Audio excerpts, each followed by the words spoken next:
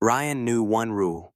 In the game, the winner is the one who shows no mercy.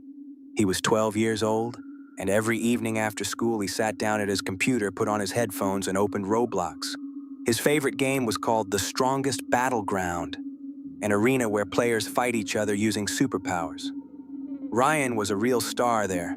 His character wore a rare black outfit that he had grinded for hundreds of hours to unlock. But playing well wasn't enough for Ryan. Humiliating others was so much more fun. "Can you even play, noob?" he typed in the chat whenever someone lost to him.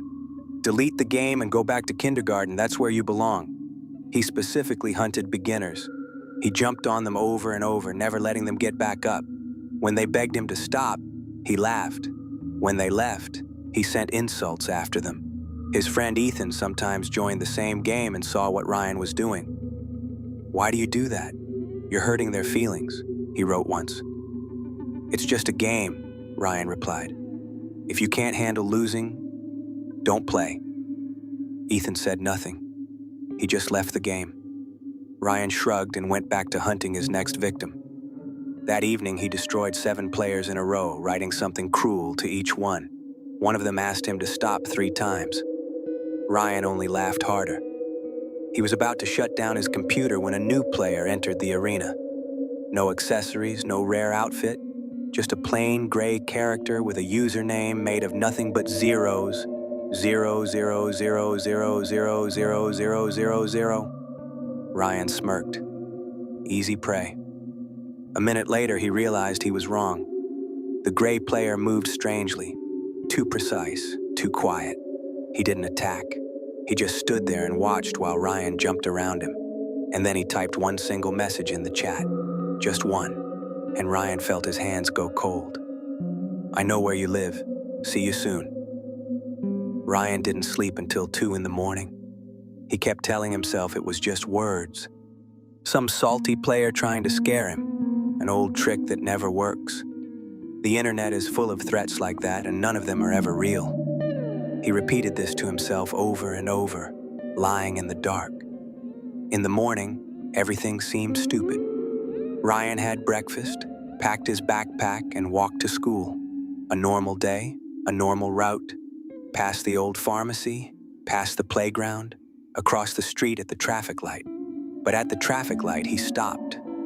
On the other side of the street stood a person in a gray hoodie with the hood pulled up. No face visible. Not moving. Just standing there facing Ryan's direction. The light turned green. Ryan crossed, and the person was gone. Vanished, as if they had never been there. "I imagined it," Ryan muttered. During math class, he couldn't concentrate at all. He kept glancing out the window. Once he thought he saw a gray figure flash past the glass, but it was just a pigeon. After the 3rd period, he opened his backpack to get his textbook and found a note, a small piece of paper folded into quarters. Ryan was absolutely certain he hadn't put it there himself. He slowly unfolded it, feeling his fingers tremble slightly. On the paper was written one single word. H.I. The handwriting was unfamiliar. Large, even letters, as if written very deliberately and slowly. Ryan looked around at his classmates. Everyone was doing their own thing. Nobody was looking at him. Nobody was smiling the way a person smiles after they've just pranked someone. He crumpled the note and threw it in the trash. He walked home faster than usual after school, almost running, and kept looking over his shoulder the whole way. No gray figure. At home, he immediately sat down at his computer and opened Roblox. He wanted to find that player, 000000000, but the profile was gone. A blank page, no information whatsoever. Ryan leaned back in his chair and let out a slow breath. That's it. Story over. Someone just played a joke. He reached for his headphones, and his phone buzzed. Unknown number. Ryan held it to his ear. Silence on the line. And then, very quietly, almost in a whisper, "You're not alone at home, Ryan." Ryan threw his phone onto the desk and jumped out of his chair. His heart was pounding so loud he could hear it in his ears. He looked around. The room was empty. Closed door, drawn curtains, the quiet hum of the computer fan. Everything normal. He rushed into the hallway. Nobody. Checked the kitchen. Empty. Looked in the bathroom. Empty too. Mom wasn't home until 6, so he was alone in the apartment, like always. Ryan went back to his room, sat on the bed, and wrapped his arms around his knees. He tried to think logically. Someone got his phone number. Someone knows his name. Someone wants to scare him. But who? The next day at school, everything repeated. Only worse. During break, he went to the bathroom and saw words written on the mirror in red marker. I'm close. When he stepped out and called a teacher, the writing had already been wiped away. The teacher looked at him like he was making things up. After lunch, he opened his backpack and found another note. This time there was a drawing on it. The arena from the Strongest Battleground. Just an outline, a few lines, but Ryan recognized it instantly. The exact arena where he had met the gray player. Under the drawing it said, "Remember me?" Ryan scanned the classroom. Connor was staring out the window. Lily was reading a book. Ethan? Ethan was looking at his phone and smiling slightly. Ryan frowned. Ethan was smiling at his phone, or... No, that was a coincidence. Ethan was his best friend. They'd known each other since first grade. On the way home, Ryan looked over his shoulder 3 times. The first time, nobody. The second time, he thought he saw a gray sleeve flash behind a tree. The third time, he spun around fast without warning and caught a glimpse of a figure quickly turning the corner. Ryan ran. He burst through the front door, locked it behind him, and pressed his back against it. His breathing came in sharp bursts. His legs were shaking. He grabbed his phone and was about to call Mom, but saw a message from an unknown number. There was a photo attached, a photo of his apartment building's courtyard, taken today. He could see his jacket on the bench, the one he'd forgotten that morning. And in the corner of the image, a gray figure. Below the photo were just 2 words, "Almost there." Ryan didn't tell his mom. He didn't fully understand why. Maybe he was afraid she'd take his computer away and say he'd played enough. Or that she'd call the school and then everyone would find out he'd been scared by some Roblox player. But the real reason was simpler. He was afraid no one would believe him.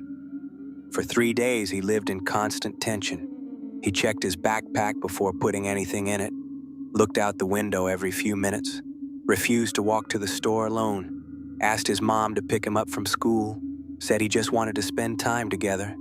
The notes kept appearing, one every day, sometimes in his backpack, sometimes in his jacket pocket, once, right inside a textbook he hadn't opened since the week before. "You play well. Aren't you ashamed?" Last warning. On the 4th day, Ryan decided to act. He thought back through every detective movie he'd ever watched and put together a plan. In the morning, he deliberately left his backpack open in a visible spot in the classroom and stepped out, supposedly to use the bathroom. But he hid himself behind the slightly open door and started watching. 5 minutes. 10. Nothing. He was just about to leave, and then he saw it. Ethan stood up from his seat, looked around, walked over to Ryan's backpack, pulled a folded note from his pocket and carefully slipped it inside. Ryan didn't move.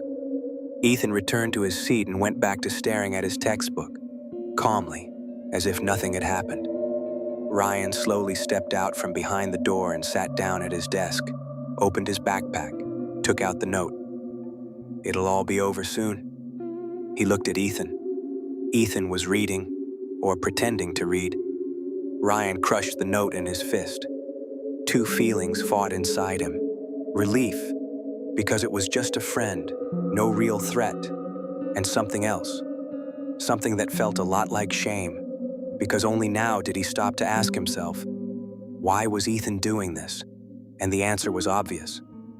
After school, Ryan caught up with his friend at the exit and said quietly, "It was you."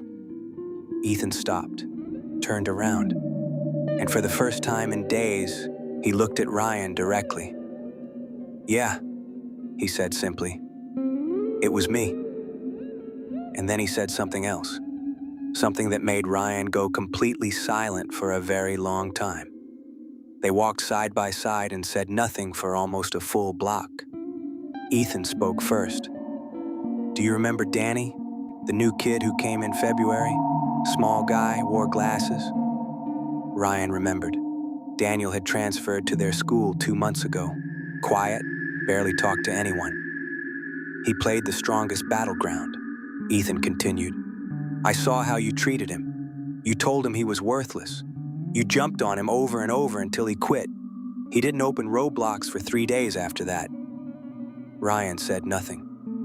"He told me himself. He was hoping to find at least some friends in a new school, even online. And instead he found you." Ethan stopped and looked at him. "I saw it happen so many times. I thought you'd figure it out on your own, but you never did."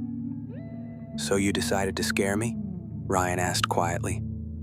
"I wanted you to feel the same thing, not knowing who's watching you, opening your bag and finding something that shouldn't be there, not knowing what's going to happen next." Ethan's voice was calm, without anger. "It's scary, isn't it?" Ryan didn't answer, but he nodded. "But that's how they feel too. When you tell a stranger online that they're garbage, when you won't let them just play the game, they go home and think about it for the rest of the day. Do you get that?" Ryan thought about the last 4 days, about glancing over his shoulder at every corner, about opening his backpack with his heart in his throat, about not being able to sleep properly. And that was just a friend slipping notes into his bag. He did that to strangers, every day, multiple times a day. "The gray player," he said finally. "The zeros, that was you too?" "My second account," Ethan nodded. "Made it specifically. I knew you'd attack a new player with no skin the second you saw one." "And the photo of the courtyard?" "I live in the building next door, Ryan. 8 years. Ethan smiled for the first time in the whole conversation, just slightly, one corner of his mouth. That part wasn't hard. They were quiet again. Then Ryan asked softly, "Does Danny still play?" "Sometimes. He's afraid of running into you."